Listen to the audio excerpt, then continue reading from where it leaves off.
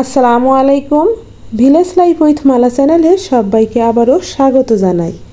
কাছে এবং দূরে, দেশ এবং দেশের বাহিরে যে যেখান থেকে আজকের ভিডিওটি দেখছেন সবাইকে অসংখ্য ধন্যবাদ। আশা করছি সকলে অনেক ভালো আছেন। আমিও আলহামদুলিল্লাহ আমার পরিবার নিয়ে অনেক ভালো আছি। আজকে আরেকটি নতুন দিনে আরেকটি নতুন ভিডিও দেখার আমন্ত্রণ জানিয়ে আজকের ভিডিওটি শুরু করতে যাচ্ছি। যে সকল আপু ভাইয়া আঙ্কেল আন্টিরা আমার ভিডিওটি দেখা শুরু করেছেন, প্রথমে আমার ভিডিওতে একটা লাইক দিয়ে ভিডিওটি শেষ পর্যন্ত দেখার অনুরোধ জানাচ্ছি। এখন সকাল 7টা বাজে আর আজকের ভিডিওটি আমি রান্না দিয়ে শুরু করলাম। সকালে ঘুম থেকে উঠে প্রতিদিনের যে কাজ থাকে সবই করে নিয়েছি আর এখন রান্নাটাও বসিয়ে দিয়েছি। আজকে আমাদের ধানের জমিতে কাজ করানোর জন্য আপনাদের ভাইয়া 5 জন মানুষকে নিয়েছে আর তাদের জন্যই একটু বেশি করে রান্না করে নিয়েছি। আমি ডাউলটা সেদ্ধ করে ফুটিয়ে নাবিয়ে রেখেছি আর এখন পেঁয়াজ রসুন আর পরিমাণ মতো জিরা দিয়ে একটু লাল করে ভেজে নিলাম। নিয়ে এখন ডাউলেও বাগার দিয়ে নিচ্ছি। ডাউলে বাগার দেওয়া হয়ে গেলে আমি ঢাকনা দিয়ে ডাউলটা একটু ঢেকে রাখবো। তারপর তরকারিতে বলক চলে এসেছে, কিছু মাছ ভেজে রেখেছিলাম সেগুলো এখন বলকের উপর দিয়ে তরকারিটাও আমি রান্না করে নেব। আমি প্রথমে কচু আলু এগুলো মশলা দিয়ে কষিয়ে পরিমাণ মতো ঝোলের পানি দিয়ে দিয়েছিলাম। তারপরে এখন মাছগুলো দিয়ে একটু নেড়ে দিয়ে ঢাকনা দিয়ে ঢেকে তরকারিটাও রান্না করে নিচ্ছি। এদিকে চুলার উপর তরকারিটা হতে থাক আর আমি ভাতগুলো বেড়ে নিই। আর আপনাদের ভাইয়া কিছুক্ষণের মধ্যেই খাবার নিতে চলে আসবে। আজকে খাবারগুলো মাঠে নিয়ে যাবে। যখন বাড়ির কাছে জমিতে কাজ করানো হয় তখন তারা বাড়িতে এসেই খেয়ে যায়, কিন্তু আজকে যেহেতু আমাদের জমিটা একটু দূরে সেজন্য আপনাদের ভাইয়া বাড়িতে এসে এই খাবারগুলো নিয়ে আবার মাঠে নিয়ে যেয়ে তাদের খাইয়ে আসবে।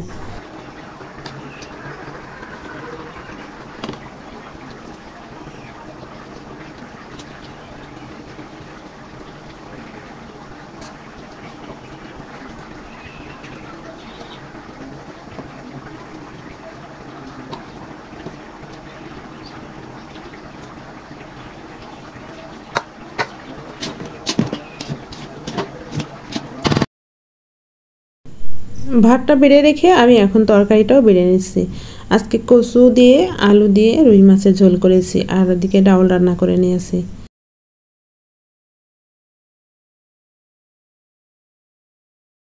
সব খাবারগুলো একসাথে বেড়ে এখানে ঠান্ডা করতে দিয়েছি আর আপনাদের ভাইয়াও এর মধ্যে চলে এসেছে। এখন খাবারগুলো বেঁধে নিয়ে চলে যাবে।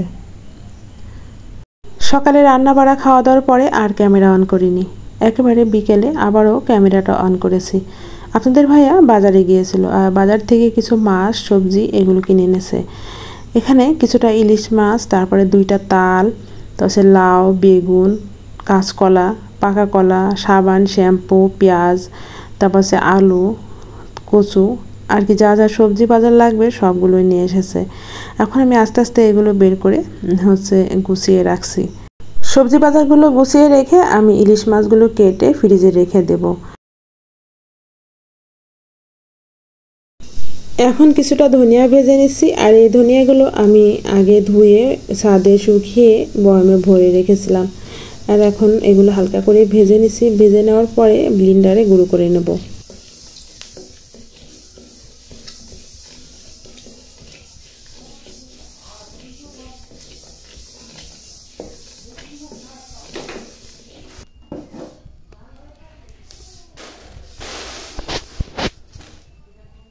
ধনিয়ার সাথে আমি কিছুটা জিরাও ভেজে নিচ্ছি আর এই জিরাগুলো আমি হালকা করে ভেজে নেব, নিয়ে ঠান্ডা করে নেব। তারপরে ব্লেন্ডারে সবগুলো একসাথে গুঁড়ো করে নেব।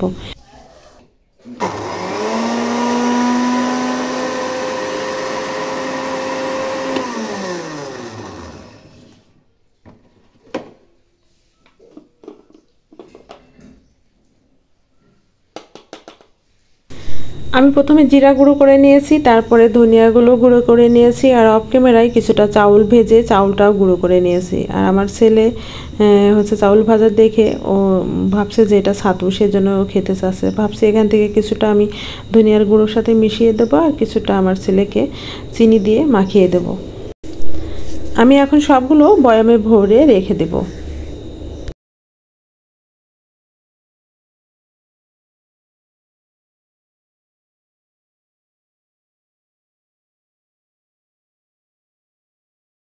এই রাত্রিবেলা আপনাদের ভাইয়া এবং আমার ছেলে বায়না ধরেছে পাকান পিঠা খাবে, তাই আমি পাকান পিঠা বানানোর জন্য এখানে বেটার তৈরি করে নিচ্ছি। প্রথমে আতপ চালের গুঁড়া, চিনি, পরিমাণ মতো লবণ এগুলো সব দিয়ে হালকা কুসুম গরম পানি দিয়ে আমি হাতে এভাবে বেটারটা বানিয়ে নিচ্ছি। বেটারটা বানানো হয়ে গেলে আমি কড়াইতে তেল দিয়ে পিঠাগুলো একে একে ভেজে নেব। আর এভাবে আমি প্রায়ই পিঠা বানাই, যখনই আমাদের পরিবারের কেউ খেতে চায় তখনই আমি পিঠা বানিয়ে দিই। আর আমার কাছেও বানাতে খুব ভালো লাগে। আর যখন পিঠাগুলো ফুলে ফুলে একদম টুকটুকে হয় তখন দেখতে অনেক সুন্দর লাগে। আমি এদিকে পিঠা বানাচ্ছি আর আমার ছেলে মেয়ে পিঠা নিয়ে যে টিভি দেখছে আর খাচ্ছে। আর আপনাদের ভাই একটু বাইরে গিয়েছে, ও একটু পরে আসবে। ও আসলেও ওর জন্য আমি একটু কড়া বা লালচে করে পিঠা বানিয়ে রাখবো, সেগুলো খাবে। আর আজকের পিঠাগুলো এত সুন্দর ফুলেছে, একদম ফুলে ফুলে টয়টম্বর হয়েছে। আজকে আমার মনের ভিতর অনেক খুশি খুশি লাগছে। আসলে পিঠা যদি ভালো হয় তাহলে অনেক আনন্দ লাগে।